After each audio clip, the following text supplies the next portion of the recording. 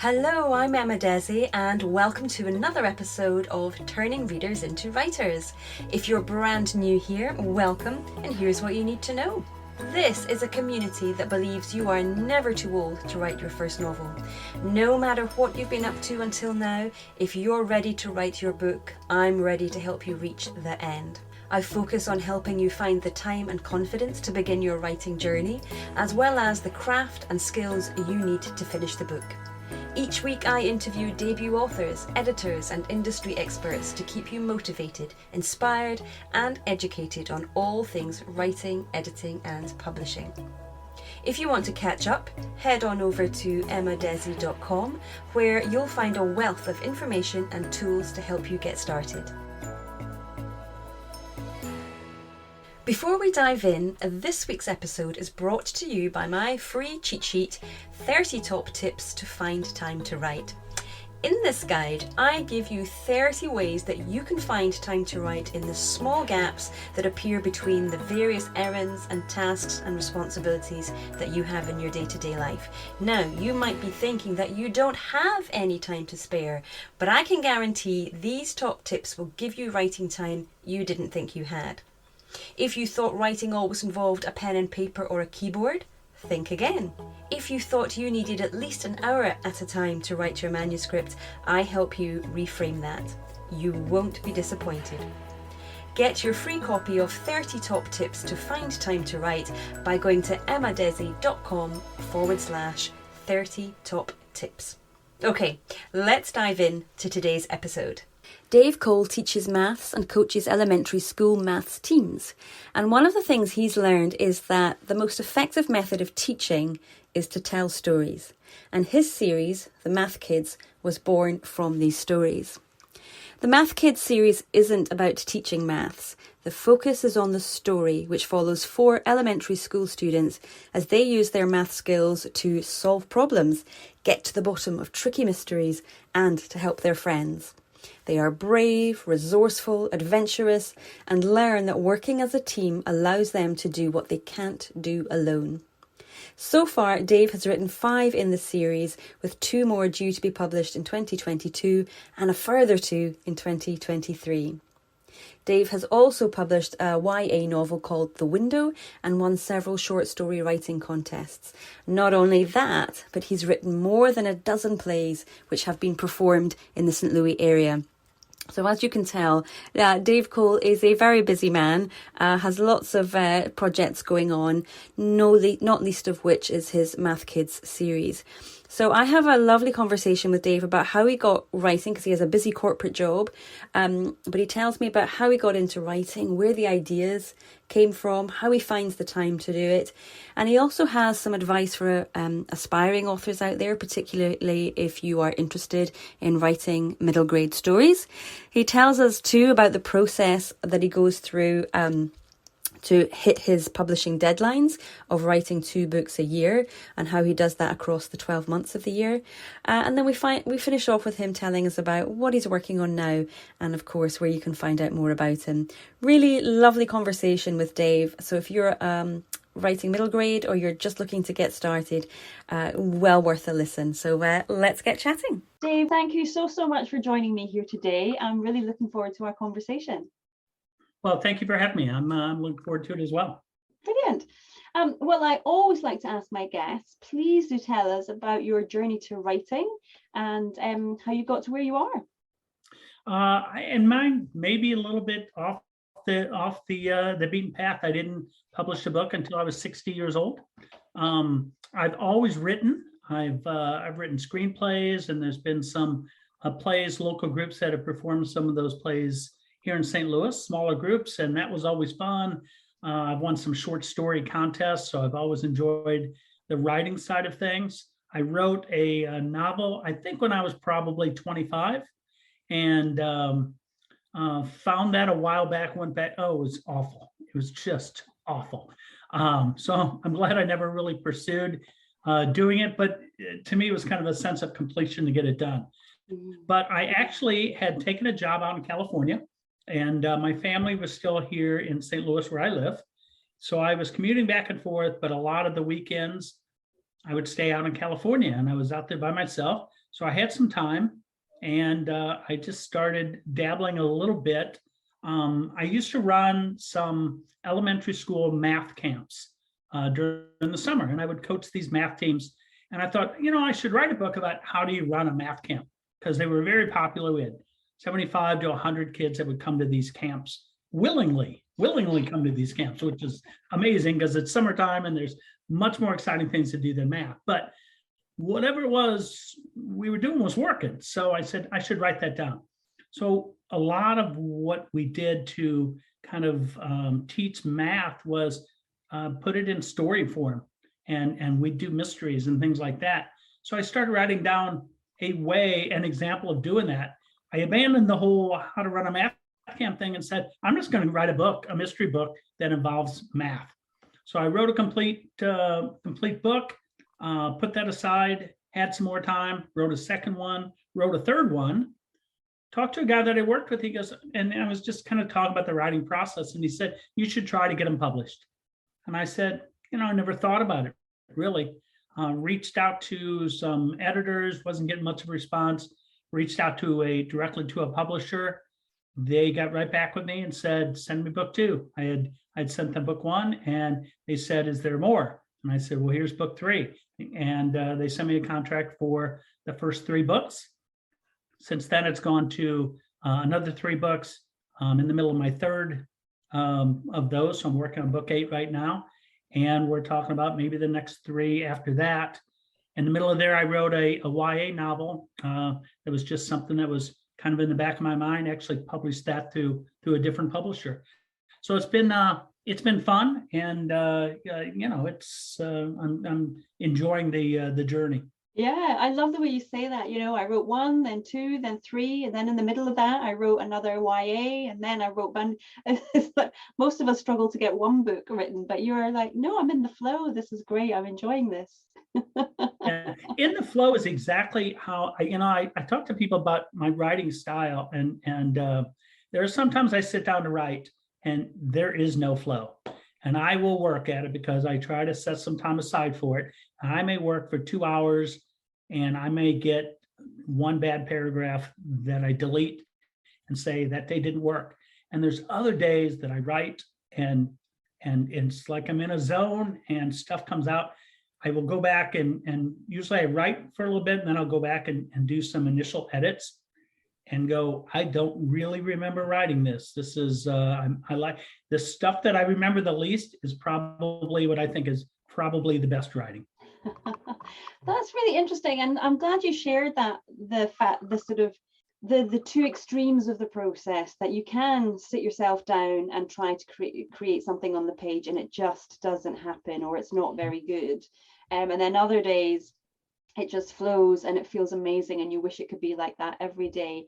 Because I think a lot of new writers do think they should be able to pour out the work consistently every session, or they should all be equal, but it's not like that at all. No. Is it? No, absolutely not.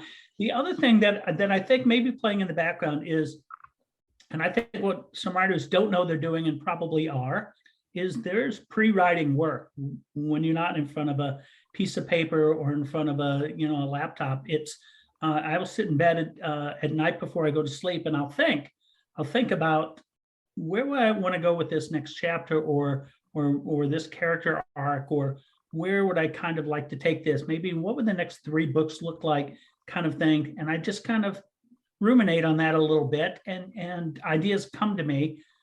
Sometimes I forget them. Sometimes I think I dream about them and wake up in the morning going, okay, that solved my problem, what I want to do. Or I might be taking a walk and just thinking about ideas, and I'll jot some things down. I find that makes my next writing session better. I'm better prepared. Mm-hmm. And so is that how you get your ideas for your books, is by in that thinking time when you're not focusing on the book so much, but that sort of net time where we're daydreaming a little bit? Is that how you get your idea for the next book, say? Yeah, I have right now, and I'll jot things down on my phone, or I have a notebook, that just something that will just come to me and go, I wonder if that's a story idea. And sometimes I'll jot down the whole paragraph. Sometimes I'll even outline a couple chapters. And then I may not look at that again for 2 years. Mhm. But other times, the YA novel I wrote called The Window was, I was working in my office, which overlooks a street, and I heard a screech of brakes. And I looked out, and there was a car, and there was a kid on a bicycle, and apparently it almost hit him.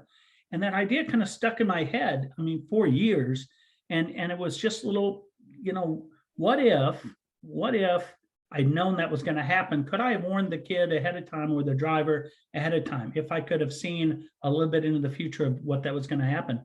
And that really became the basis for the story. Just that simple little idea of what if I could have prevented that from happening, kind of thing. So it's little ideas will come into your head, and I've taken to writing them down. Sometimes I look back later and go, I don't know what that was. I don't know where I was going there. But other times I go, that's still a good idea. I'm working on a novel right now, just taking some notes, just some ideas on an article I read in the newspaper.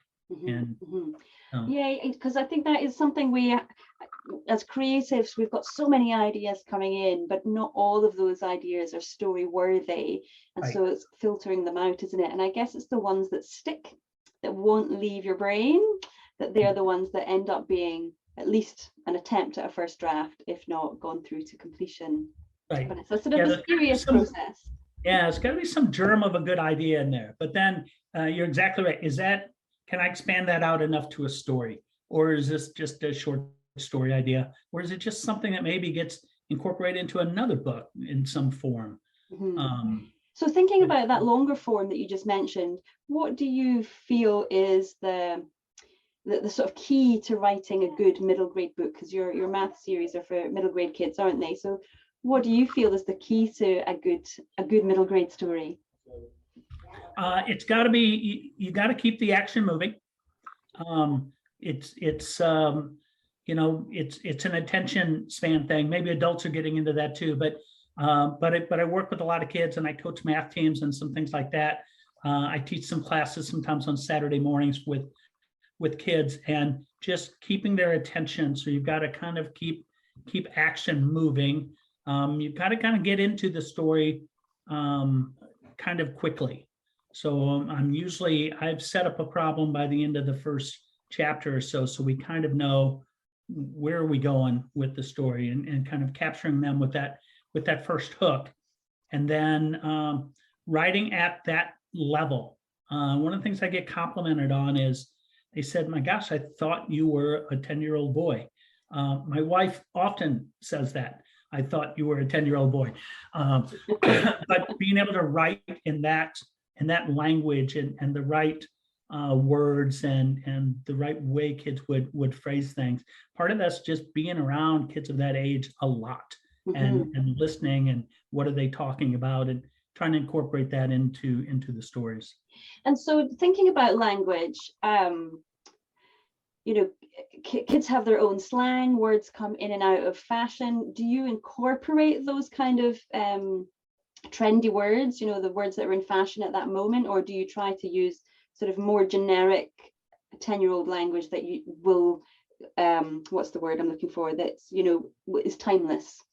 Yeah, no, I go more timeless, and I do worry about that, because there's trendy words that last months, and that's it. And the book writing process, I just finished edits for a book, and acknowledgments for a book that will not be published until next April. So I can't be too far behind the times when that gets out. So I do try to keep it more universal. And so do you have any advice for aspiring middle grade authors about the sorts of subjects or the topics that are good for that age group? It's it is interesting. It's good to go to the library. It's good to go to the bookstores. Good to see what's on the shelves. I actually spend a lot of time doing that, even though I'm kind of focused in an area. I always like to see what else is out there. My books are a little unique. This series I have, The Math Kids, there's a math focus to it, which I don't see a lot of that. There are some a little bit more STEM, science, technology, engineering, and math books out there, and they're becoming a little bit more popular. Magic Tree House kids books I would put into that realm, a little bit younger age, but trying to go back and look at science and things like that. But look at things that are in your genre, but then also trying to find something that's unique, because we can't all write about witches and magic. It's and there's a ton of books out there, and I know they're very popular, but there's other books that kids want to read as well, and giving them some variety is interesting. I'm also on a Facebook group called Elementary School Librarians, and just hearing librarians talk about, and they'll put a lot of requests in. I have a kid that's really interested in this, but I'd like to get him in another genre. What do you think? And people will put ideas out there, and that just kind of sticks in my mind on ways to get kids to branch out. I love kids reading anything. Is great, but also I'd like them to to maybe explore other avenues. So yes, because combining it with maths, I wouldn't have thought is the most, well, to me anyway, I wouldn't have thought that's the easiest connection to make, or being able to make that exciting for kids. So if there's somebody listening who is perhaps got an interest in geography or another element of science, what have you found to work in terms of taking a subject matter and putting it into a story? Like, do they have well, give me an example of maybe your first book and the sort of storyline, and about how you incorporate the sums, the maths into a story. Yeah. So each book actually has a math theme behind it, a subject. So my first book was called The Primetime Burglars. The math theme behind it is prime numbers. Prime numbers is how they end up solving this mystery of these burglaries that are happening. The book that is just coming out right now, The Triangle Secret, underneath all of it, the math concept is something called Pascal's Triangle, which is higher level math, but really applicable to fourth and fifth graders, because it shows that math can be really, really cool and interesting.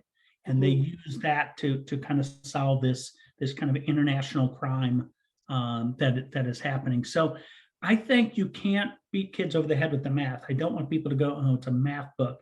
I've had kids come up and say, I hate math, but I loved reading your book, because, and I said, good, then I got there. That's where I want, at the end, it's still a story, right? It's still, I want people to read for the joy of reading. There's an appendix at the end that actually talks a little bit more about the math or some of the subjects. I talk about code breakers, or I'll talk about art or music, or because math hits all kinds of different areas. And if they want to focus a little bit more on that, I give them some places they can go and look. But at the end, I want them to say, that was a fun story. I read a fun story and I would read another one. Yeah, okay, no, that's a great, I can see how that would work, and how that could be extrapolated to other subjects as well, and how you can incorporate them. Right. That's really good. And what music to your ears to have kids come up and say, I don't like maths, but I really love this book. And you right. feeling that they've learned something without even knowing that they've learned something. Right. Yeah, when I see, I'll look at some reviews. I'm in a program called Get Lit in India. And it's an online book reading service, and my books are really popular there. And I'll go and look at the reviews every once in a while. And it's a good review by the number of exclamation points by kids. So, 7 exclamation points, they really enjoyed it. But, to hear, and there'll be a lot of, I don't really like maths, but I love the book, or it'll be, I really love math, and that's why I love this book. So I really want to hit kids from both areas. And if you learn a little bit of math, great. And if you don't, also okay. Got you reading the book, and that's good too. Well, I'm interested that you mentioned India there, and I'm going to kind of come back to that in a moment. But you mentioned briefly in your introduction there about how you published your books. First of all, you approached a publisher directly, I think you said. So how did you find that publisher? If someone else out there is looking to get their book published through a publisher, not independently, how did you find the publisher, and are they publishers who specialize in middle grade books, or do they publish widely? This was a Canadian publisher, Commandeer Press, and they focus mostly on children's books. So I used and there's lots of different tools that are out there, but I used one called, and I'm going to draw a blank now. It's Query. It'll come to me, and it's Query something, and and you can look it up, and it just has a list of agents, and it's got lists of publishers, what they focus on, how to get in contact with them. Some of them have online forms that you can fill out, which makes the querying a little bit easier. You still have to have a good query letter. You still have to, have all the other things, but the online makes it a little bit, gives you a little bit wider range. But it's just going through the process and really doing your homework up front. You can't just, blast out an email blast everyone and going, anybody want a book?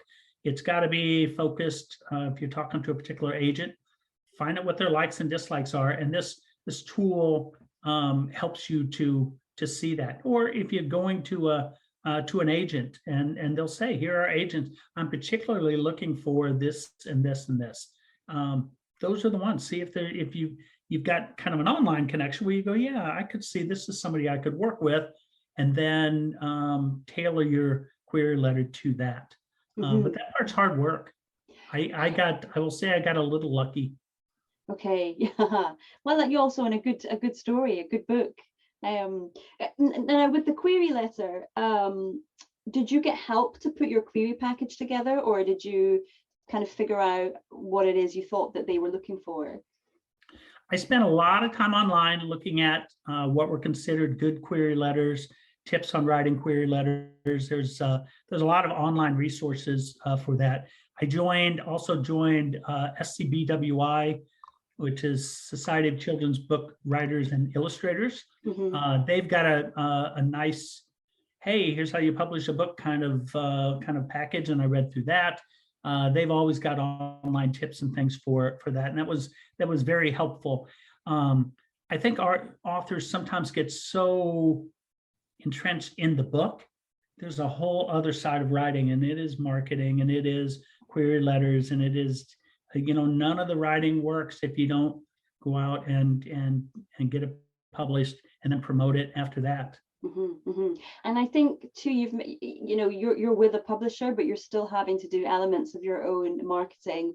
And I think that's such a key point for all writers to just bear in mind. It doesn't matter if you are with Penguin Random House or not, they will still expect you to do some, promotional work around it. There's still an obligation there, and I know not everybody likes it, but it's a part of being a professional writer, who gets a career writer, I guess. It's part of the job.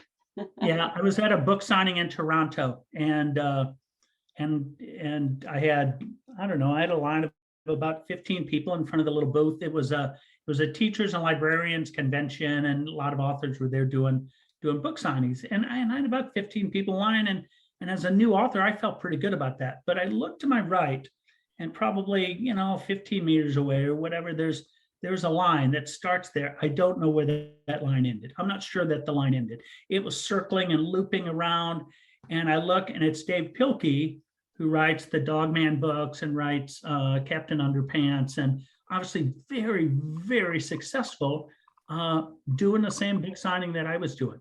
A whole lot more signing than I was, but I said, you know what, that's where I'd like to be. That would be great. And that part of being an author is great. I love book signings. I love going and talking to people about the books. And so maybe that'll be a chore in 10 years, but right now that's a lovely thing to do. Still loving it. I like it. And so you're publishing 2 books a year at the moment. How do you balance that sort of time-wise? How do you structure your year knowing that you want to publish these 2? Yeah, I try to, so I know it takes from about when I put the first draft in until publishing is about a year. So I've got a book that I'm working on right now. I've got a goal with my publisher of April 15th for this first draft, because it will come out next April. I'm a little behind. My son had a little surgery. I've been a little sick, but we're going to get there. It helps for me to have dates, and working with a publisher helps on that, because they will they will prompt me, how are we doing? We're, any assistance we can do, that kind of thing. When I finish a book, after that draft gets in, I will usually take a little bit of time to just kind of cleanse the palate, if you will, and just not write for a little bit, or go write on something else, um, uh, something just completely different. And then I will start the process again, usually about a month later and I've got another kind of 5 months to get that next first draft out. So it's a little bit of discipline. I know if I had to and I wasn't working like a full-time job, I would love to do 4 books a year. I think that would be about right for me, but you've also got to meet publisher when they publish books and everything else. So you have to work with their schedule. So I didn't realize that you were still working full time as well. So even more inspiration for us. Exactly. So it absolutely is possible to do. And I know you've got a guide on 30 tips on, how do you find time, which I find is interesting because it isn't just, I have to have a 3-hour slot to sit down and write. It's sometimes 15 minutes and I don't write a word, but I'll think about something. I'll write a few notes down to incorporate later. So again, that's all part of the process is collecting those ideas together. I've got ideas already for book 9, which is the book after this. It's like, this doesn't really fit into book 8. I would like it to be in book 9. So I've got a file already started book 9. I'll start putting notes into that. And that's part of writing. When I get there, then it's going to be so much easier to write that because I've already got notes and thoughts on how to do it. Yeah. So you do have to find some time though, and be disciplined about that. And sometimes I will take, I'll take a week of vacation time and just concentrate on writing. And one of these days I'll retire, and that's what I'll just do that permanently. I'm looking forward to that. But it's just carving out that time and making it important. Yeah, making it important, making that decision that this is important to you and that you want to do it. Right. Most authors, I mean, truth be told, there are successful authors and a lot of unsuccessful authors. And I'll define unsuccessful from can I make a living doing this? It's tough. There are a lot of books that are out there. So you have to love it. It's got to be, I wrote 3 books without ever thinking about publishing them because I wanted to write the books. So you always have to maintain that.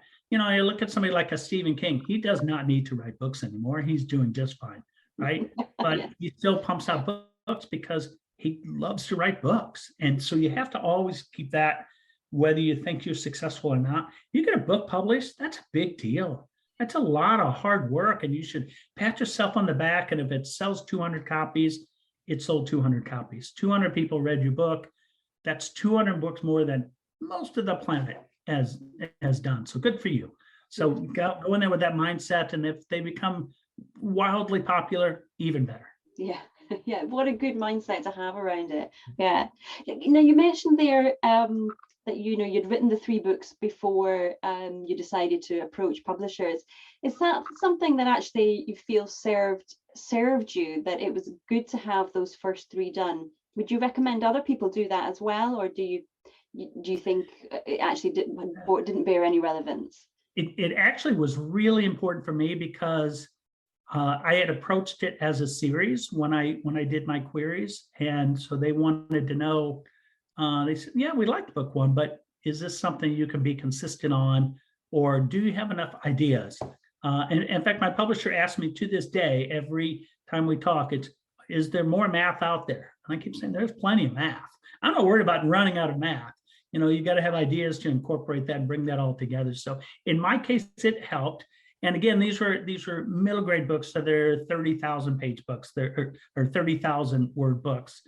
It'd be much more difficult if I was writing a 90,000 word novel. Do I need 3 of those to be able to go in? Probably not. But on a series, I think it really helped me that I had other books that I could say, yeah, I can back this up with more books.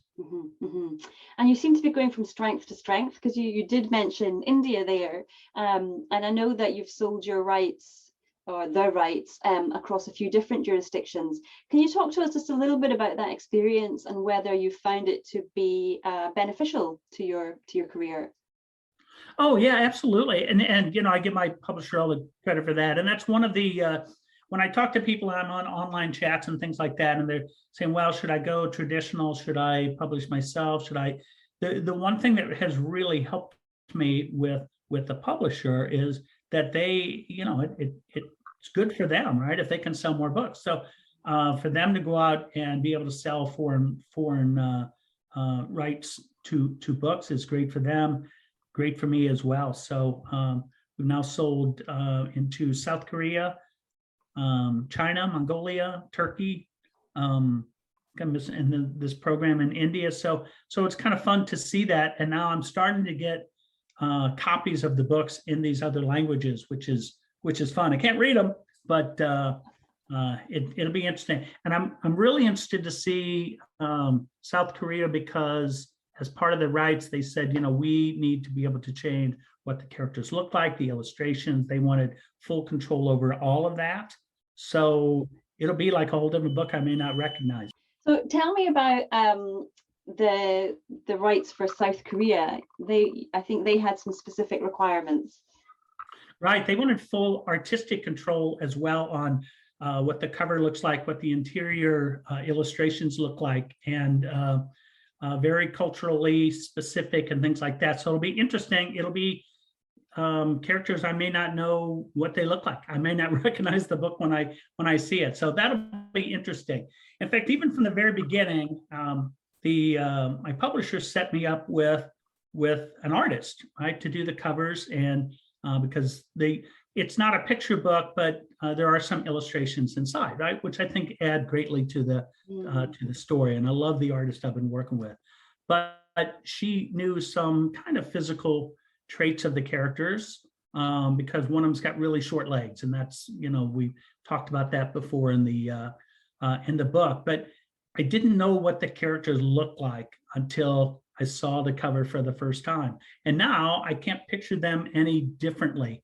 And the three main characters in the book are named Stephanie, Jordan, and Justin, which are the three names of my kids, because I'm not good at coming up with names. And my son Justin still gives me trouble, because when they were drawn out, he's the one with the short legs, and he goes, "I don't have short legs. I'm tall. And why did you make me look like that?" And I said, "I really didn't have anything to do with it." So just deal with it. I love it. And so how, kind of thinking more generally about the rights, was there anything that another territory kind of asked for and you were reluctant to comply with, or did you actually find it a really easy process? I found that to be really, really an easy process overall. The Get Lit program in India, they wanted earlier access to books. So like book 6, they've actually had for about 6 months in their program, their online program, before it was actually introduced in other countries. And I was fine with that. But no, nothing that, no, I always thought it was just great to kind of see that. And again, to see the covers and the Mongolian books, the math kids, when that's written out, looks like a math equation, which is really cool to see. So I went, yes, I nailed it. No, it must be lovely. It's like, for a sort of adult novelist seeing their book turned into a movie or something, and you're seeing, who the casting people have chosen to be the right representation. I think it must be so exciting. And when I think about, that your books are in China and they're in India, and it's like, gosh, they've got a reach of 2 billion there. It's like, it's just enormous. And I think particularly in India, there's not even the translation issue necessarily, because there's so many people who are reading and writing in English in many of these countries. There's a huge audience out there, which I think when we're in the West, we forget that actually English is so global that everybody has access to it. It's amazing. It's amazing. Yeah, there were no translations in India at all, unless there might be a few things. When I talk about a policeman, they might call him a constable, or But I see that even in UK and in Canada, right? Some minor differences there, but more cultural, I suppose, than actually sort of language wise. right, Yeah.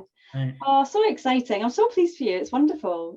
Yeah, it's been fun. It's something I've always wanted to do, and now I'm to the point and have been successful enough that I think I'm ready to take that step and say, hey, I'm a full-time writer, and then see what I could do, because time that I would spend on I'll probably still do 2 books a year in the Math Kids series, but maybe I can do 2 other books in other some adult books and some YA books and some other things as well. So kind of broaden my reach a little bit. Yeah, give yourself a new challenge. Yeah. Well, tell us, what are you mentioned it briefly earlier, but what are you working on at the moment? So I'm working just book 6, The Triangle Secret, just came out. Book 7, A Naughty Problem, will come out in October. So completely done with edits on that, and just finished the acknowledgments and page yesterday, sent that to them. So they're in full typesetting mode and everything else. So that's when I go, done. And I usually do that just about the time the doorbell rings and my first box of author books from the book, like 2 books ago, show up. So the timing usually works out really well on that. And I'm working on a book right now that will come out next April. And what's the math in that one? Artificial intelligence, and the kind of the math behind artificial intelligence. And they're actually on a trip to London. So and there's a lot of math there. If you think about Stonehenge, and you think about all the code breaking that was done during World War II, and there's some good things to play on there, and that's what I'm exploring right now. So that's been fun, and I think the kids are excited that their kids are getting out. The math kids are getting out of their kind of elementary school and seeing the world a little bit and having some fun. So. Well, lovely. Well, listen, thank you. Tell us, where can listeners find out more about you and your books? Go to the website. It's probably the easiest. It's www.themathkids.com, and it's got information on the books. You can read sample chapters. You can download their teacher guides for all the books. So if teachers are interested in using those, I did have a teacher say, we use these there's a lot of math puzzles that are in the book. She goes, kids divide up into groups and they're solving that during class. And I said, wonderful. That's a great use. So that website's got that. You can contact me through there, or order through there, the whole bit. So that's probably the best spot. Brilliant. Well, I will make sure to link to it in the show notes. Wonderful. Thank you so much. I really, really enjoyed our conversation today. Thank you as well. I appreciate it. Well, thank you so much for joining me today. I hope you found that helpful and inspirational. Now, don't forget to come on over to Facebook and join my group, Turning Readers into Writers. It is especially for you if you are a beginner writer who is looking to write their first novel. If you join the group, you will also find a free cheat sheet there called 3 Secret Hacks to Write with Consistency. So go to emmadesi.com/turning readers into writers, hit join. Can't wait to see you in there. All right. Thank you. Bye-bye.